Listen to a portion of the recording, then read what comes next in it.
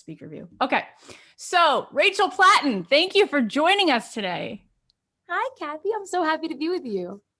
So happy to see you. So let's go back. Let's go back to Rachel at 7 years old. When did it happen? Was it 11? Was it 20? Was it in college? I know you were in an a cappella group. Where was that first seed planted of like, I want to write and sing music as a life?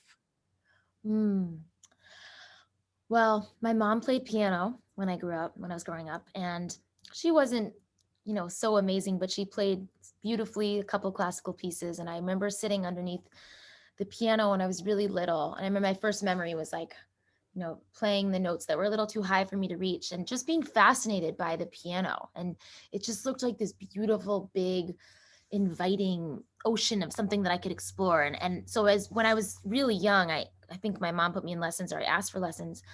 And I remember always feeling a deep peace when I played music, and a peace that I didn't necessarily have other places in my life. I kind of remember feeling like I don't quite fit in anywhere.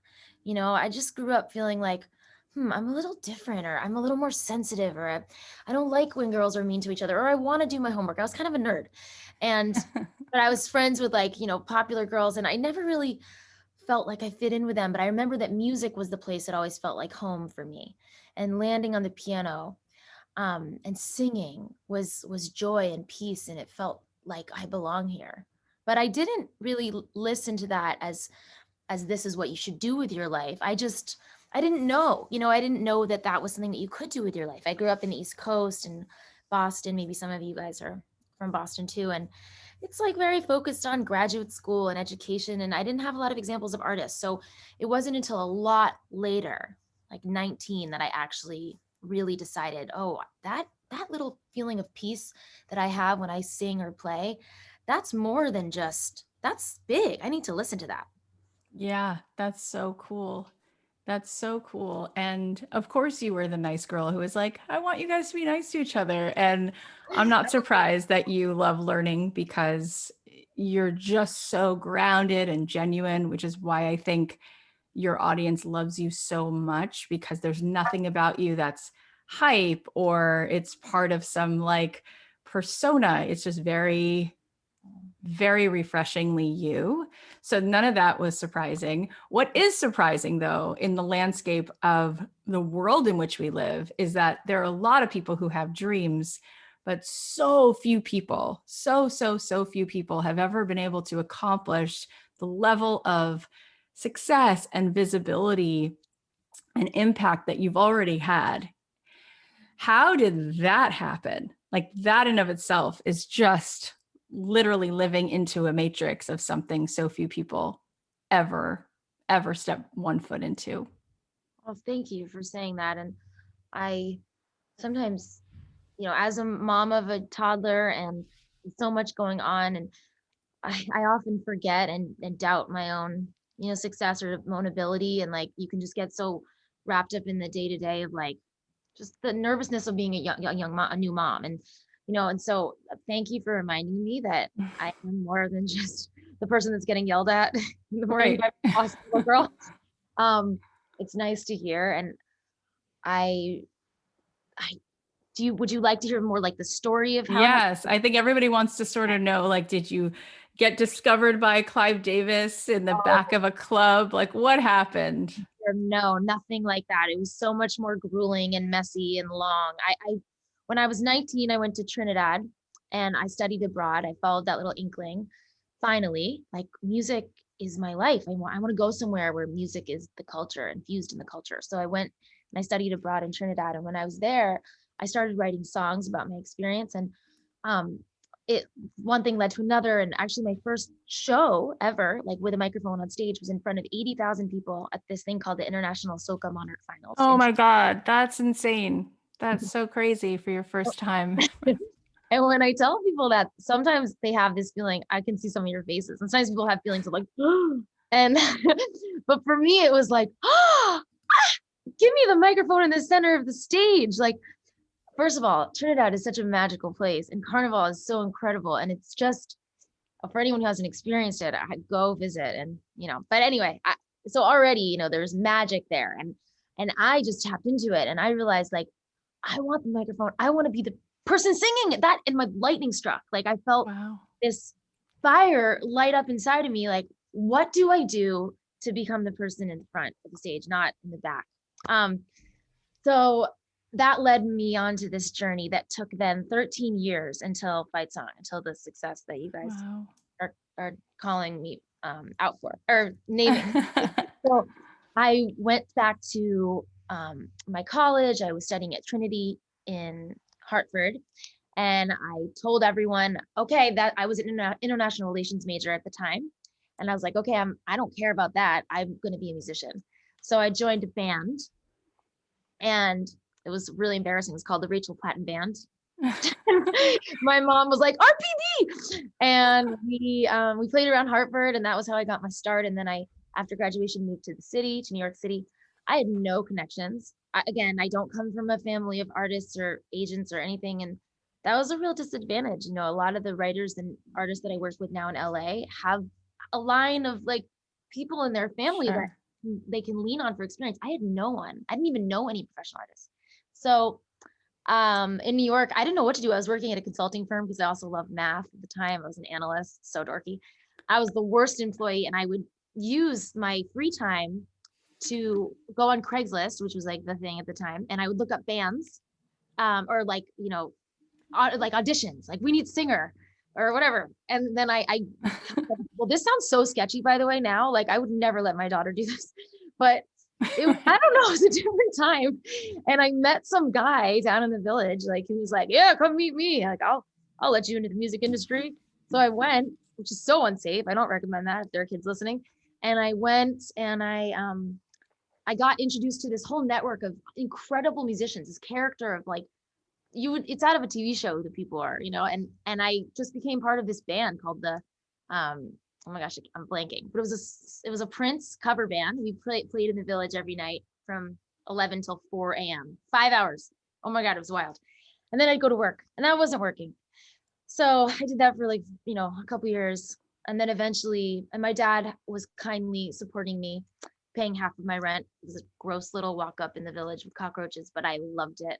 And finally, the biggest, most like wonderful blessing that my parents did for me was to cut me off when I was, I don't remember, 23 or 24, and just be like, we're not supporting you anymore. We love you so much. But if this is your dream, you need to be able to do this. And you need to make this like not a background thing.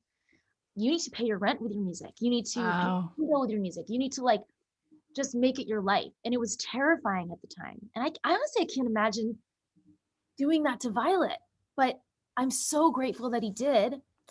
So I then went on to play. I hope this is not too much detail. No, this is so good. Are you guys loving this? Tell her in the chat if you're loving this. It's Okay, so good. tell me to speed up if I talk a lot. Oh, it's so good. I'm so excited to talk to adults. Okay, so I ended up then really going hard, and I played covers on my own. I did the Rachel Platten Band again, and I like got the whole thing up and running, and I played in crappy bars where no one was listening for years. This took years. I learned how to play covers on the piano, and I would just play in sports bars. I play anywhere anyone would have me to make $100 or something. And I have so many wild experiences. And I toured at the time, was like, we're going to drive to New Jersey and play in a bar there. And it was so fun. And I played in colleges and I played in summer camps and I just did it all. I bought a van. It was a big deal. The van was amazing. And that gave me a way to travel around the country. And I started traveling around the country, but very small levels of, like these were like, I played living rooms, a lot of living rooms. I just hustled. I did whatever I could do, whoever would have me.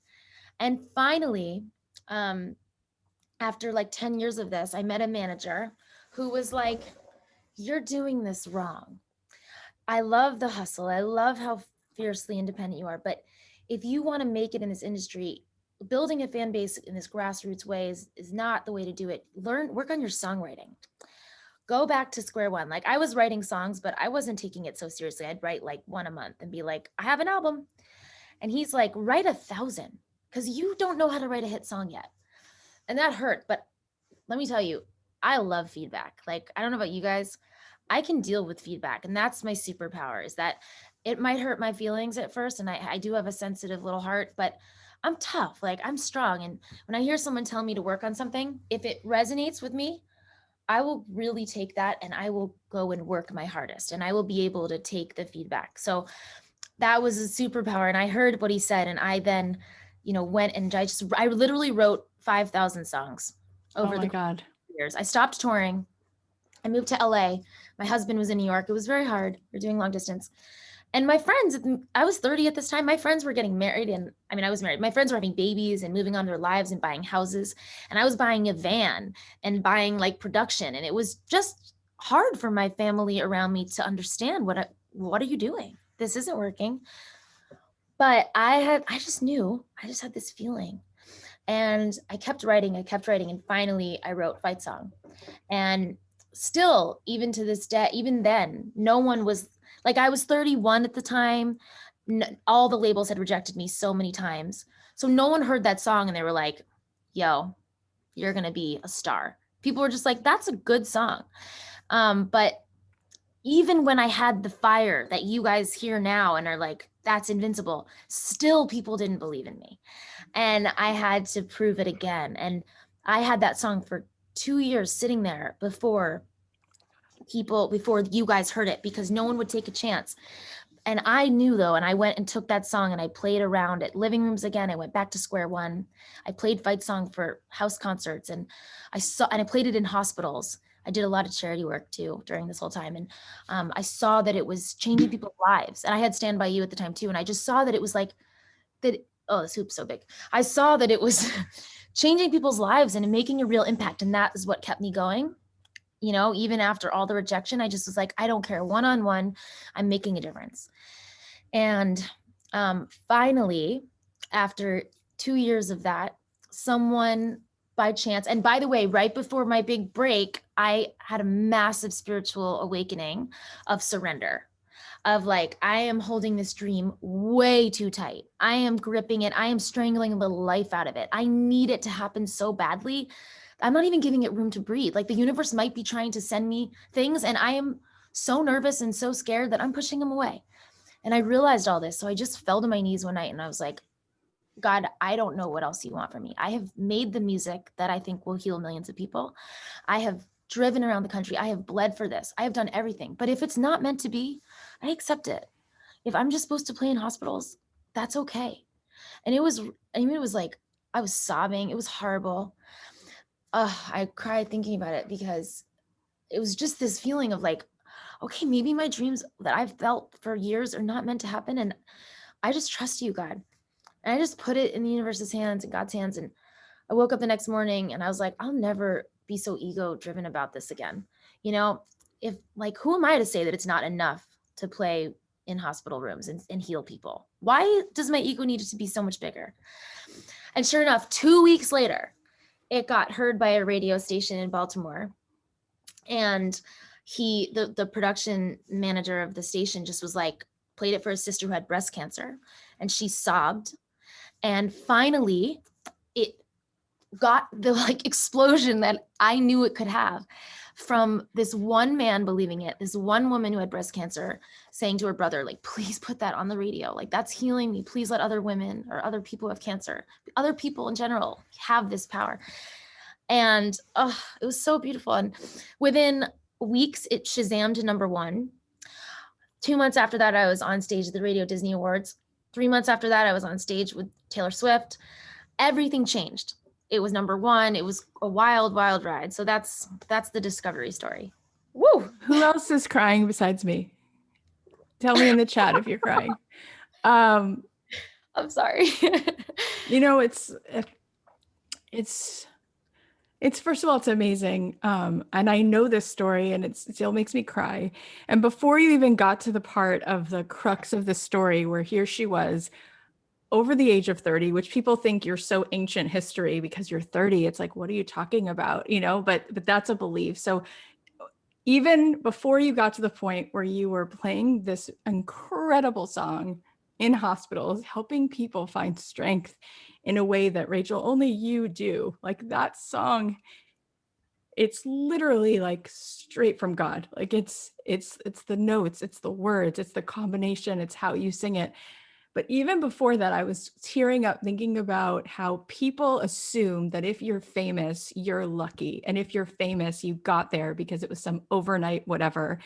And what they don't always get is that it's people like you who are so willing to put in the work, who are so willing to commit, and the generosity of like looking for ways to just, even if it was giving that to one person in a hospital, the fact that this is what you were doing, not to mention the fact that that song had already been heard by all the people who were in charge of the music industry and they had all said no. I know. To just think of this, it's like there's so much to it. It's one of the most incredible stories I've ever heard that we've ever told on the podcast. You're just so generous and so, so damn special. Oh, You thank deserve all the success. Am I not wrong? Like everybody feels this way about you. So, wow. So, I mean, what did that teach you that you want to share with other people about how to keep going? I mean, the fact that you did that, like it's easy to say, and they said no, and I kept going, but to actually keep going, yeah. how do you do that when everybody's said no already? There's no one else to talk to about it. And yet you knew because it, of course you knew. It's that we all know, right? The second we all heard it, we're like, that's the best song I've heard in so long. But how do you actually keep going? I've studied this a lot. Again, I've thought about it a lot because actually I still have to deal with this today. You know, I'm still trying to reach new heights and getting rejected, and I'm still borrowing from my younger self and that fiery, like, can do, will not give up, backed into a corner. I don't give a crap. I will stand back up, girl. And I think that, first of all, I take the focus off of myself. My biggest thing is zoom out. Like, you're looking at when, it's with depression or when you're too focused on your ego, it's like you're looking at the sky through a straw.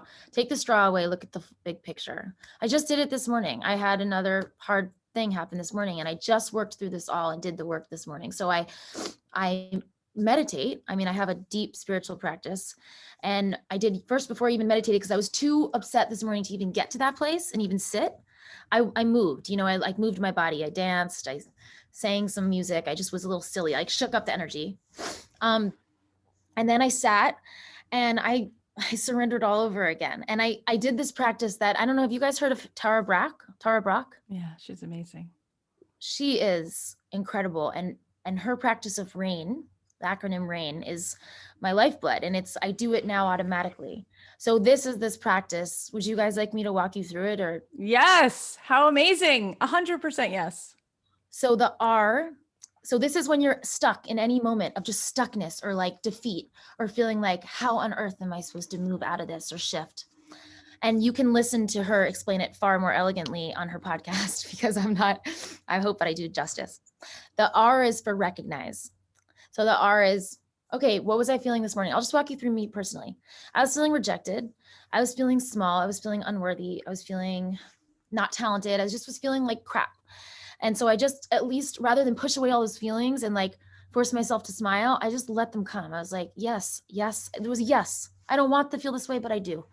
I feel small. I feel rejected. I feel unworthy. Just naming it to tame it, my therapist says. So I just admitted what I was feeling, first of all. And then I let my body feel it. Like, what does the rejection feel like in my body? Oh my God. And it hurt. And it's scary to let it come, but I let it come up. I just felt all the pain and I cried. I cry all the time. And I cried and I just felt it. And then I got into the position of it. I got into the position of feeling small. And I really embodied it. And then I started observing. And as soon as you start observing, you move out of the lens of being the person feeling it to the observer, to the calm, rational person that's always there, to the higher self. And so just that simple act of like looking in your body, where is this feeling? And I was like, oh, dang, it's really in my head. So that's the A is sorry, I skipped past things. The R is recognize, the A is allow, the I is investigate. Now we're in the investigate stage where we are looking in our body for it. Once you locate it in your body, and mine was in my heart a lot because it was felt like a broken heart, kind of, it was in my head, that, and you're staying in the eye and investigate, you ask that part of you. Because I really believe I have 2 therapist parents. I have done a lot of work on this. I really believe we have lots of selves. There's not just Rachel or Kathy. There's like Rachel from when she was 7 who got rejected by her friends on the playground. There's Rachel who was hurt by the labels rejecting her. There's all these Rachels. So I just literally asked that whoever was showing up right now, like, what are you feeling and what do you need to hear? And what that Rachel told me was, I need to hear that I'm loved. I need to hear that the music I make matters. I need to hear that I'm okay, that I'm worthy. And it was hard because I didn't believe it yet. I was just kind of calling it out, like, I'm still in pain. Okay, then is the N, is nurture. And then is when you move from these small, I see a comment, A for allow means don't push away what you're feeling. So you recognize what you're feeling. And then the A is allow it to be there. You're not going to push it away. Yes, I feel small. Yes, I feel rejected. Okay. The nurture, you're going to shift from your body when you're like the small, like rejected, compacted, whatever it is, guilty. You're going to shift into your higher self, how you imagine your higher self might sit with your shoulders back. And I imagine mine like this glowing, beautiful goddess walking towards me on the beach with like a cape on, and she's just magical. So I try to embody that. And maybe you have different religious beliefs. Maybe yours is God or Jesus or some figure that you pray to. And maybe it's a grandmother that passed away. You just embody someone that loved you so dearly with that unconditional universal love. And you become that person. And you might not feel like you want to yet, but you just move your body into it, because even the posture will signal to our body, will rewire our brains that we're not in fight or flight. So even allowing ourselves to be upright, they've studied this a lot, will allow the like spinal cord to get all the, the perineal, I can't even talk, I don't need these words, but just allows you to get into that zone. So you guys can all do it right now. Just like sit up, we'll all do it. And we'll just put our shoulders back and kind of expand our rib cage and let the breath come through our diaphragms, not this up here breathing of nervousness that we do. Just let the breathing come, deep, slow breaths into our diaphragms. And just try to embody right now your highest self. Just borrow it for a second. And then once you're in that beautiful position, you're going to give yourself the nurturing that your small self asked for. And it is the most beautiful practice because you don't need anyone else. It comes from inside, or God, or whatever it is, but it comes from you. And it's beautiful because that is the most powerful thing that I've learned, is that I have everything I need inside of me. And I worked through all of this today, and I finally got to the place where I told myself, Rachel, you are worthy. You do make music that matters. You are talented. You are loving. You are like, just worthy of being loved. And then I was able to show up to you guys. I didn't want to show up to you guys. That's the other reason I was late. I didn't want to show up to you guys with the small self Rachel. I wanted to be able to embody my higher self. So that's my journey of dealing with rejection and how you just get back to your higher self, zoom out. And then my other tip, I'm talking so much. I'm so sorry, Kathy. Oh my God, this is all it's about, is you talking. It's been so good. The other thing I did over and over was I gave. I just gave. I gave freely and willingly. When I would get rejected, I would just go sing at a hospital. I would just book an appointment to go sing. The organization I sang through was a Musicians on Call, and we'd go bedside. And I would and maybe your version of charity is something else. Maybe it's even in your own family or with a friend, but my version was let me go give in a big way. And that would always take the focus off what I lack to what I have to give. And it felt empowering. It's the same way when you're feeling broke. Like my biggest tip is go donate, because you realize like, oh, I have $50 to give. So, okay. So good. It was a lot. It's so good. I feel like just being with you in this moment and knowing you and feeling your resonance, it's like, it's almost like the reason why there was some of that rejection is because you vibrate at such a high place that the mediocrity, they don't sell that. They're not looking for that, right? And then what you're doing is coming in from such a high resonance. And eventually, though, it's so good that even the mediocre, they can't ignore it. But it pierces through because it's coming from just the most true, genuine place. And I'm wondering when you wrote Fight Song, because that is sort of one of the big things that we're talking about, how that song then sort of led to so many other things, and you were singing it in the hospitals. What inspired you to sit down and write that before you had it to sing in these hospitals? My publisher, actually, who I'm still with to this day, and she's wonderful, she was listening to all the songs I was sending, the thousands of songs I was writing. Right.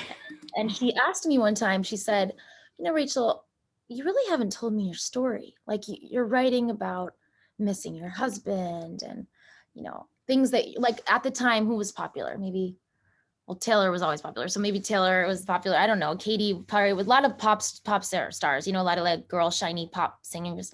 And I think I was trying to emulate that or just be anything other than myself, which is so hard to be ourselves. And I think she just said, can you just tell your story? And I was so frustrated. I was like, I have told my story.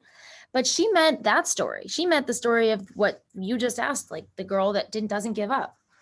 And so I went into the session that day. It was up in a beautiful house in the top of a mountain somewhere at my friend's house. And I went in and I just started crying. And the song just came, like it came from God. It was not me. I downloaded it and it was so quick. And I remember like looking at him being like, is that good? After singing the chorus. And he's like, yeah, it's really good. And then we wrote the rest of the song. And some songs are just take, battles to write, and some are gifted. And this one was a little bit of both. The chorus came in one chunk, and then the verses took a long time to write. I had to rewrite them over and over and over. It's so good. How many of you, like me, can think of moments where you've listened to, I mean, you mentioned two of your amazing songs. They're all so beautiful. Really, they're all like such gifts, like it's like holding like a jewel, like a precious like gem in your hand.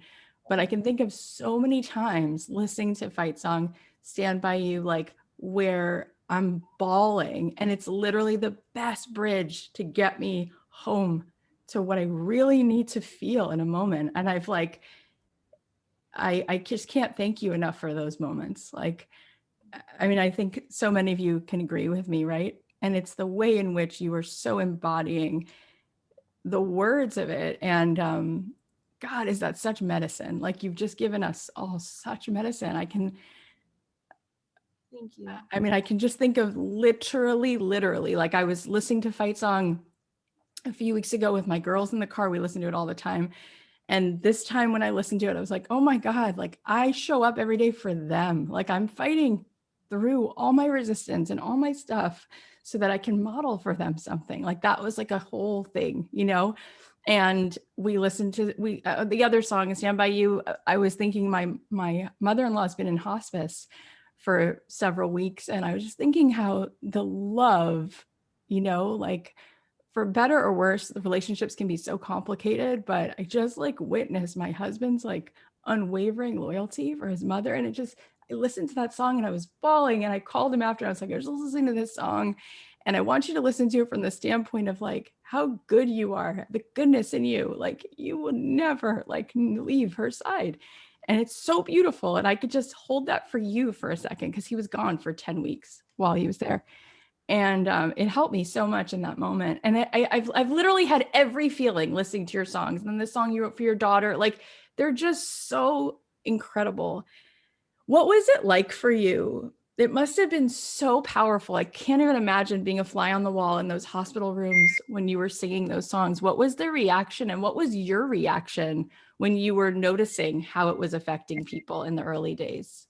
Sorry, my manager is just going to turn off the notifications so it doesn't happen. Sorry. Oh, that's okay. Abby, I'm so sorry to hear about your mother-in-law. I'm so sorry. And I can't imagine. Okay. It's part of the journey though, right? It's like we get to go back into our spiritual form.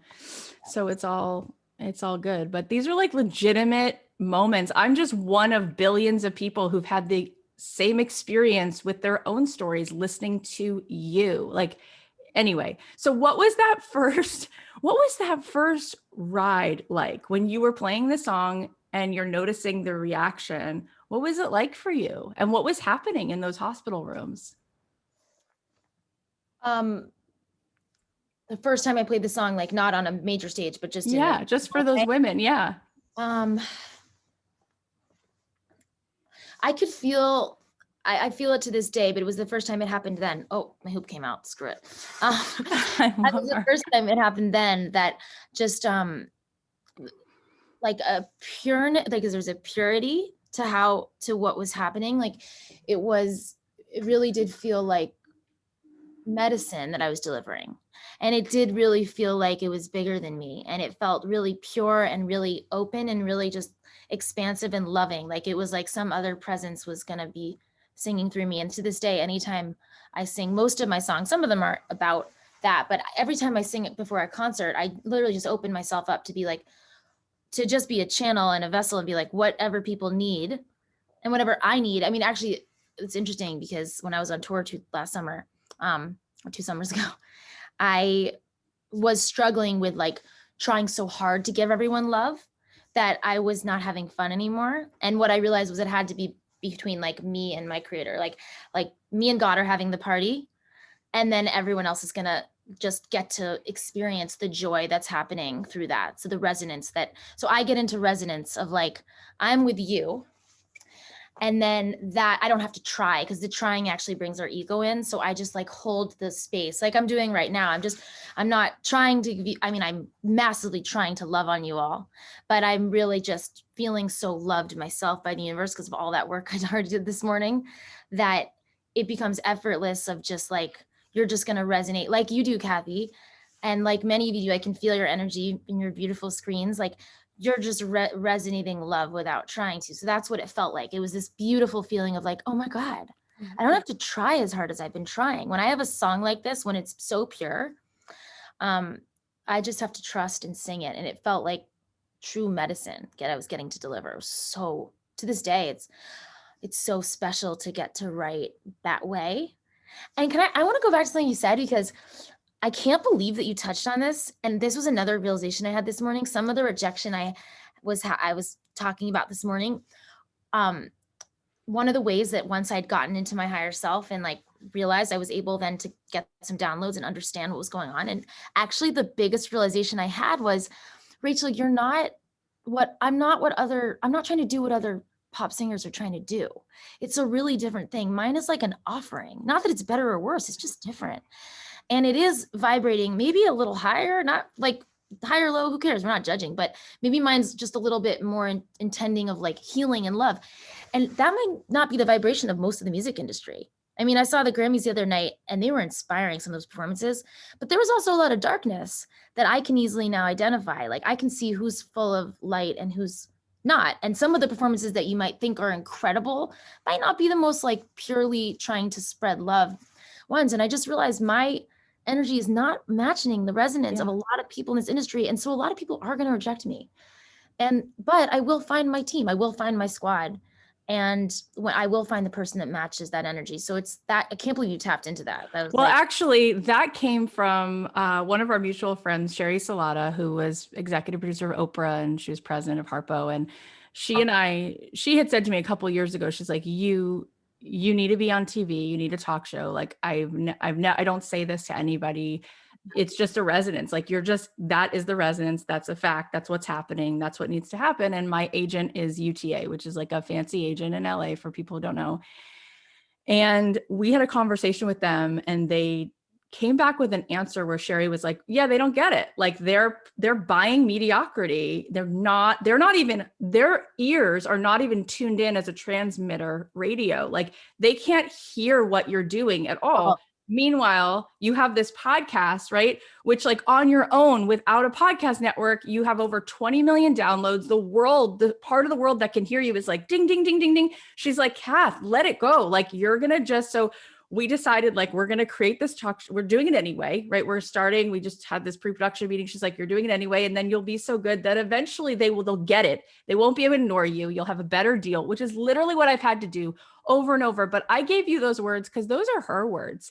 And for her to say that when she was literally sitting in the living room with every person, including Oprah herself, like Rachel, it's so true about you. Like the way you just spoke about like the way you stand there on stage and it's like, I'm just going to drop it. I'm not going to try so hard. That's what everyone else is doing. They're trying so hard as if matter changes matter. Energy changes matter. Matter doesn't do anything, right? Oh, girl, you know your stuff. You know your stuff. Do you guys all know this stuff too? I hope you all know this too. Is Kathy teaching you all this? I've been talking about it. Woo! Oh, this is so exciting. You guys are changing the world. You're changing the world. Literally, you already changed the world. All changing the world. We are. So let me ask you this though, speaking of resonance, because Rachel is so generous, as you can now see, and really tuned in. And you said to me, we were on a Zoom call with some of our friends a couple months ago. And I was like, as I always am, like waking up every day saying like, God use me. And then I always feel like that place right where I need to sort of like step up into, right? And sort of align more, be more of a magnet. And then I'll feel that resistance. And I was talking to you about it and you were like, yeah, you have to surrender to letting yourself be seen.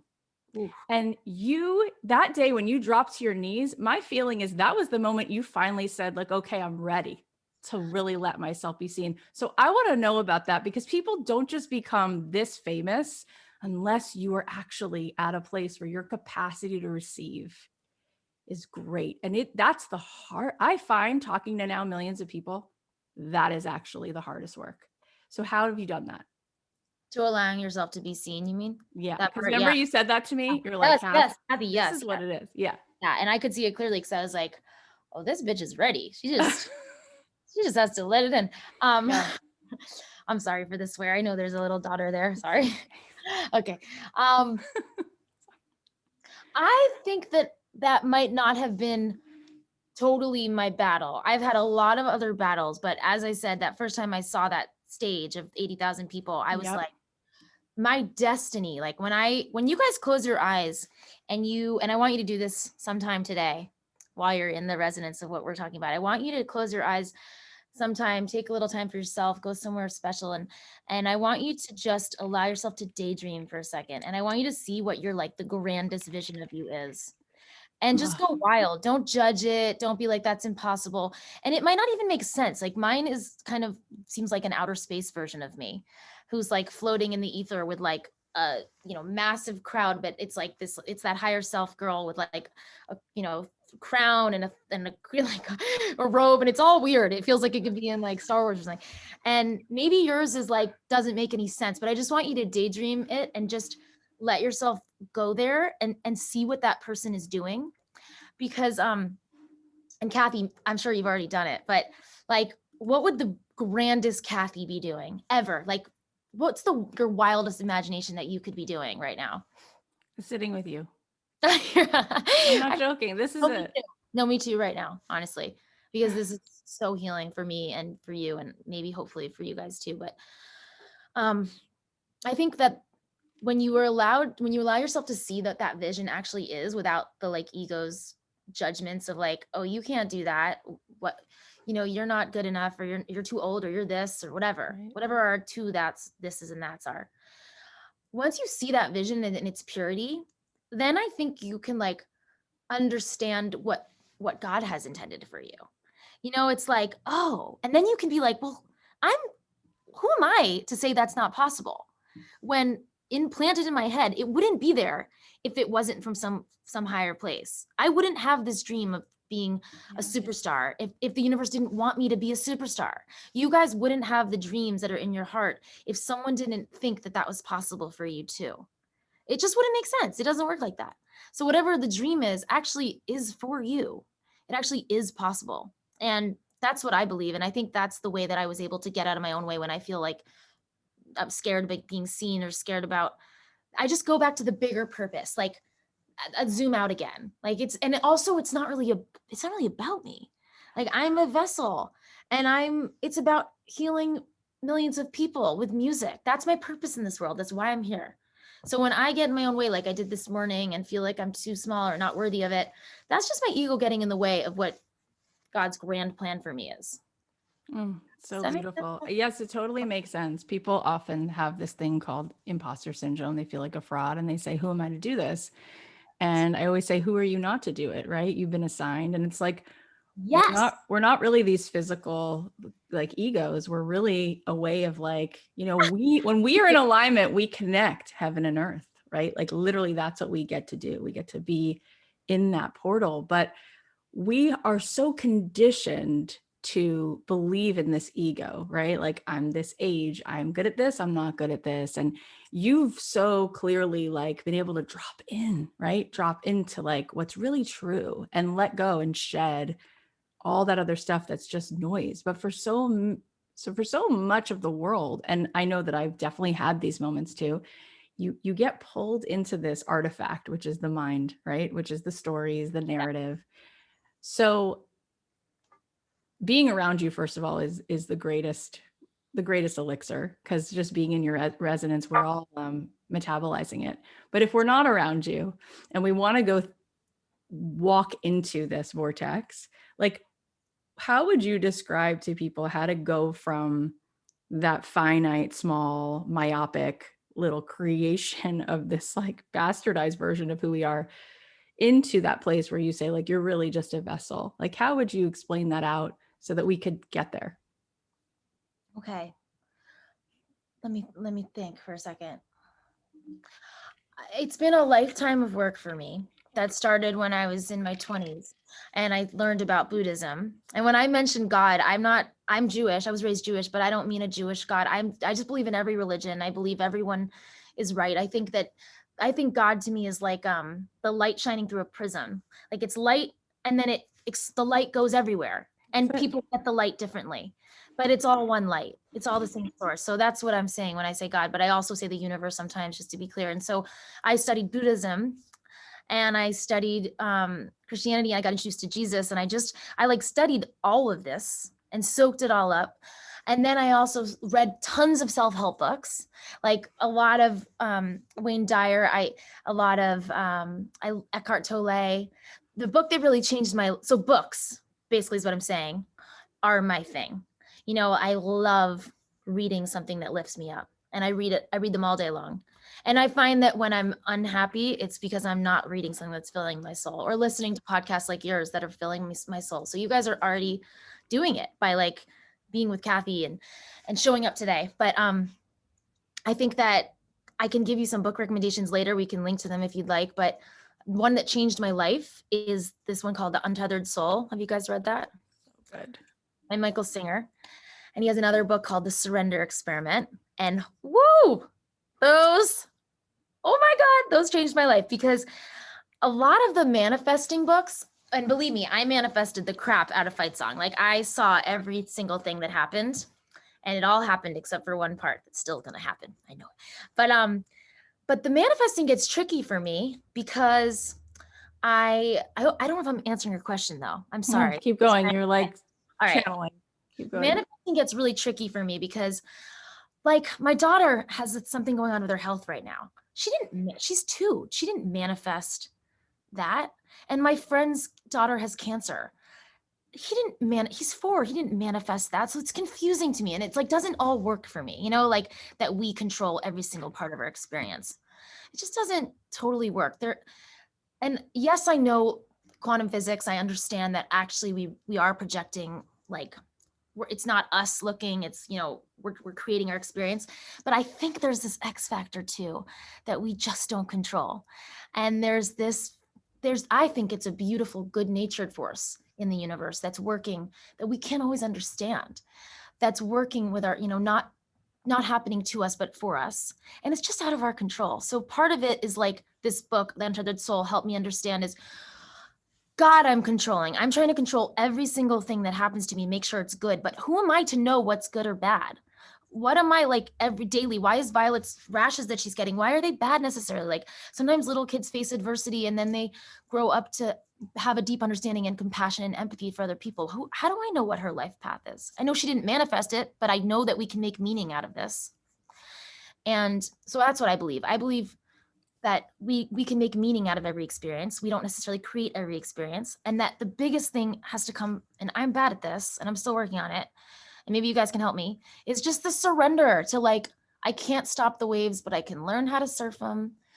I can ride the highs and lows. I can use my practices, my books, my tools to ride the lows, and I can have faith that the highs are coming again. And I think your question was about getting out of my small self, right? Okay, I'm going to wind to that.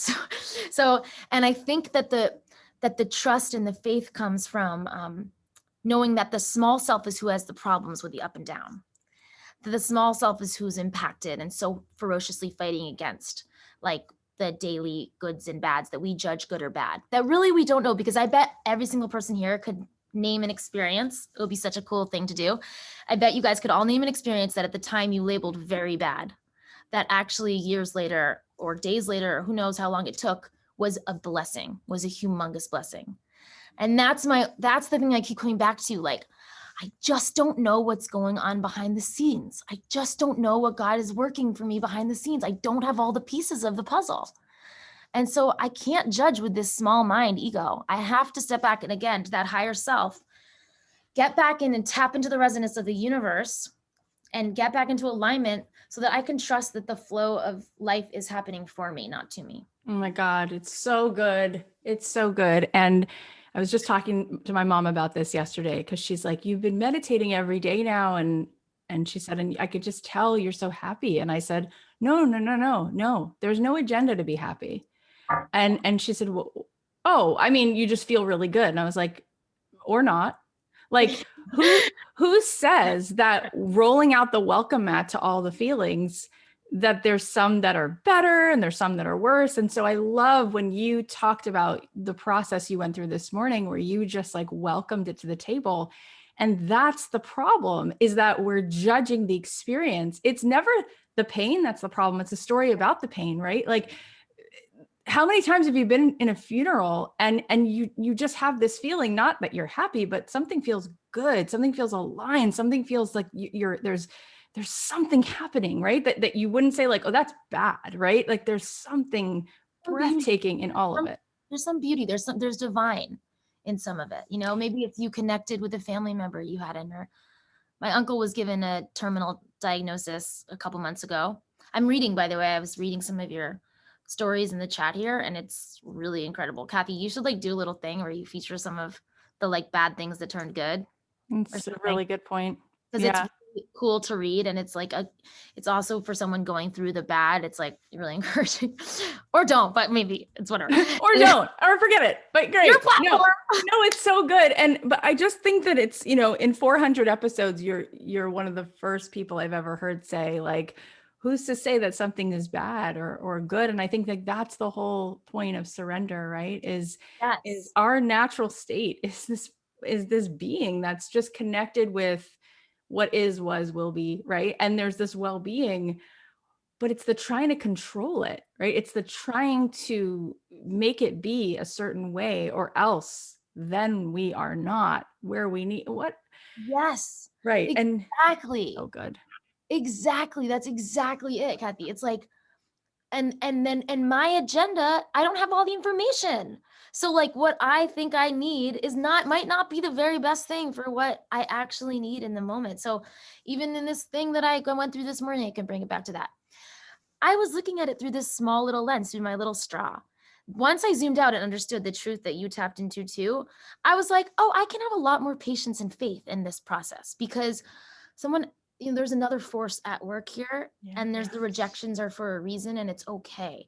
And it doesn't feel good. It doesn't it's not great. I'm still sad, but like, I can understand that there might be a larger thing at work. Yes. And part of it, which is so obvious, if it's not already so obvious to you, it's so obvious to the world, is that I said this to you when I first met you. You're like a shaman. You are like a spiritual, you are that. Like, you are a spiritual teacher, a force. There's something so much more to you than like your newest single. It's but what's so beautiful is that your music is such a example and such a container for such perfect alignment with your spiritual message, which is so incredible that you're that connected, that you can make something out of nothing that really translates what you bring. But what I feel is happening for you, and you're so generous. If you follow Rachel on Instagram or you witness, she opens up, right? And so something's happening where you are going to be in a completely other sphere than all of these other people who are maybe not shamans, but they write songs, right? But you write songs and you channel something that's like a frontier of so what the world needs so much. And I think you're being called and guided there, which is what's kind of happening. There's like a pulling apart in a big way to put you in your real seat, to take your real seat on the stage. And I think part of it is that the ability to allow people to welcome what really is going on without cutting that off from yourself. I've never seen you do that. You're so brave, where you'll say, this is what's going on. You just did it today, like 14 times. Nobody wants to really do that. Thank you so much. You're making me tear up. It's so, thank you for helping You know me. what those tears are? That's you knowing that that's true. Yeah, I do. Yeah. And I hope I hope I'm able to maintain the humility, but I also agree with you. Like there is something, there's a bigger reason. One of the songs that I wrote in this past batch of songs was, I suffered panic attacks 2 years ago. They're the Really, worst. oh my God. I hope that you guys haven't, but if you have, like, my heart aches for you because it is the scariest thing. And I had them on tour when I Oh, was, trying to play in front of 15,000 people a night and breastfeed my daughter. And it was like just so scary. And I wrote a song. I asked God again to, like, please use me as a vessel to help that specifically. So I wrote this song that is literally walks someone out of a panic attack. And it sounds like a pop song somehow. I don't understand, but it's has a meditation running through it. And it is like, and it was all the experiences that I'd had with panic attacks. And it is a gift. It's like an offering. And it's so different than the way most of my friends write a song. Mine's so fucking deep. And I swear again, sorry. Mine's so like Rachel, can't I just ever write a light song? But you're right. I can't, it's not my thing. Mine goes a little deeper. That's all right. So that's what I was also going to ask you is, I mean, it's such a trip. Being on the planet in general is hard. Going to high school is hard. I can't imagine. I mean, I have been in LA for 18 years, but I can't imagine living in the spotlight in the world of all of that and maintaining yourself and your marriage and your kids. And so how do you not get, like, there's so much insecurity and there's so much hurt, and there's also so much talent and light too, right? But how have you been able to stay so clear in the midst of all of that? that was the gift, that, like, all these stories you guys are telling, that was a gift that I could channel it into this as like an offering. And so I look at the things that happened to me as like, I get the way the world works with me now. I have to go through tougher things than other pop stars, pop singers, but then there are these offerings that get to be gifted to the world. So I understand that it's annoying, and sometimes I'm like, can't I just be Halsey or something? She seems clearly be having more fun, like just writing about the club. And like, dude, actually Halsey's a bad example. She goes through stuff and it's deep. So, but you get it. But I think that I have so many tools. Like, I can tell you more tools. And Kathy, I know you have a lot of tools too. And I have a therapist that is amazing. I have an acupuncturist that's amazing. And I understand how privileged these things are to have. When I was broke living in New York City, it was a lot harder to get these tools, but reading is always, there, and you can do the work on your own too. I'm fortunate enough to be in a place where I can go and access these things. I meditate daily. I know the way that a day will go if I don't drop in first. The day sucks. It just, something's off, and if I do drop in, things can happen good and bad, but I'm more even. So I do that work. I move my body every morning. I eat things that are, I know, high vibration, that are going to help me. For the most part, I had a cheeseburger and fries yesterday. It's fine. I don't believe in like extremes of any kind, but I just have all these tools to keep myself clear now. And the biggest tool is that rain technique that got me out of Yeah. 1,000 panic attacks of just the stop, recognize what's going on, allow it, Yes. investigate and nurture. And you know, I would love to hear from you guys other tools that maybe write me on Instagram or something. I'd love to hear any tools that you guys are using too, because I'm always open to new ones. Like I love learning. So if you guys are hearing me talk and you're like, wait, there's something that I think she might love, tell me. Just comment on the latest thing and I'll it doesn't matter if it's unrelated. And I'll go seek it out because I'm a seeker. I just love don't you know, I just love learning new things. So I'm just hungry It's for. it's so good. And I love that rain technique because I think what we've all practiced so much of is just like self-abandonment. Yeah. And it's just like Violet, right? Like she's two. Sometimes like she just needs you to witness her and then she can go, "Oh, I can feel what I'm feeling." And then I can move and make space for something else, right? And just acknowledge it, just acknowledge it. So I love that you practice that. It makes so much sense that that's like the thing that you go back to. And I'm so glad everybody heard that today because and to sum up, speaking of self abandonment, I feel like people, the number one thing that happens when I'm speaking to people, and it'll probably happen today, is like they'll look at you and they'll be like, but she's so stunning and she's so talented. And her voice is so good. And people seem to think, like, am I really needed? Is there really like it's when there's people like Rachel Platten, and all these people like Michael, like Singer, like all Tara Brock, like why on earth, people seem to think that they're not needed. Like there's something inside of us that's less worthy or doesn't have this thing. And so we don't even begin. And um, what do you think about that? Do you think that there's a space for each person? I am so glad you asked that question. What a powerful question. Oh my God, this is my whole thing. You are given this unique toolbox that no one else has in the universe ever, and no one else ever will again. There will never be another you. And how do you know that is not exactly that version, even if it doesn't look like what you think, for me, like I don't measure, if I measure myself up against, who was performing at the Grammys, I could also get intimidated too. But my own little unique version of Rachel, the world needs it too. It doesn't mean that they only need me and that they don't need other people, or that I have to, that jealousy isn't there and that comparison isn't there.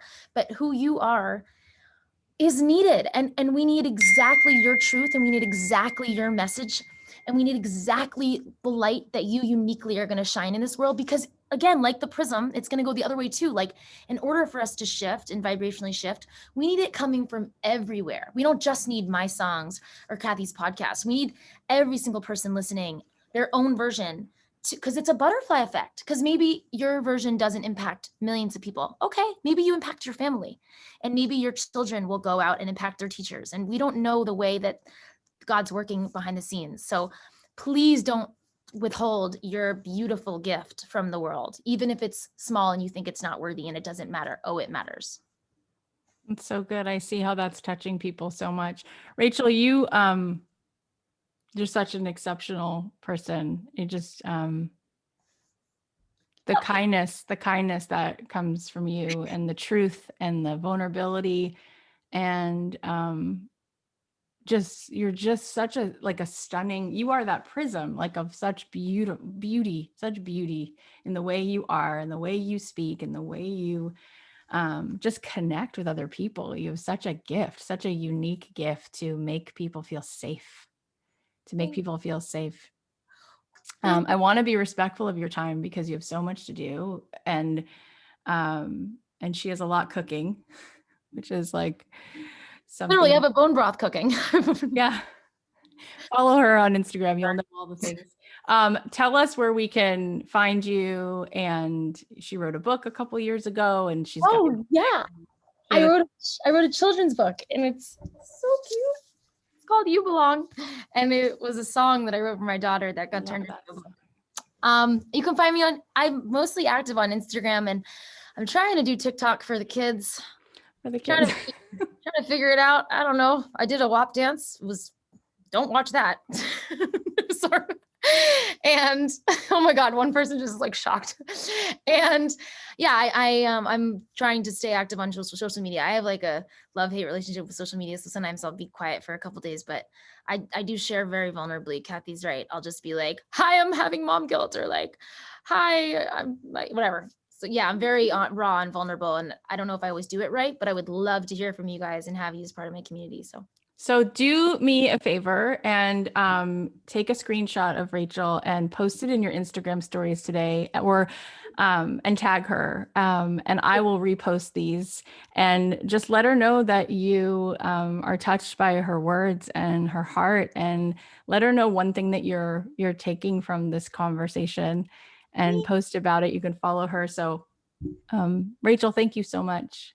I love you guys so much. I love this community. I feel really grateful that I got to be part of this. And someone wrote in the comments, and I think it's true. I think that what I went through this morning was so that I could share vulnerably with you guys and tap into that experience. So even that was a quick turnaround of a bad thing turning into a blessing. So I really loved this. Thank you, Kathy. Thank you so Thank you for making the time and just being yourself. Like you're one of, honestly, you no are more. literally one of the easiest people to love. You just, cause you know why? Because you are love. That's what you are. I was talking to everybody about acupuncture recently, and how like it dawned on me the other day that acupuncture is, it's just metal needles, because metal's a conductor of energy, and it just gets us back in the flow. And when I'm around you, I can just feel just how that you're just letting that just do what it does. There's nothing sort of like keeping it from resonating at the highest point. And so thank you for all that you do to clear it out, and shining that light on all of us, because it's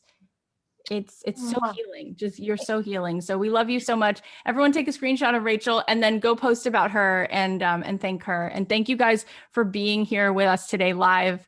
Because yes, it'll be on the podcast, but I feel like it was extra special that we got to Really, have time with you. really special getting to have you guys here. Your energy really helped this conversation be what it was. So thank you so much.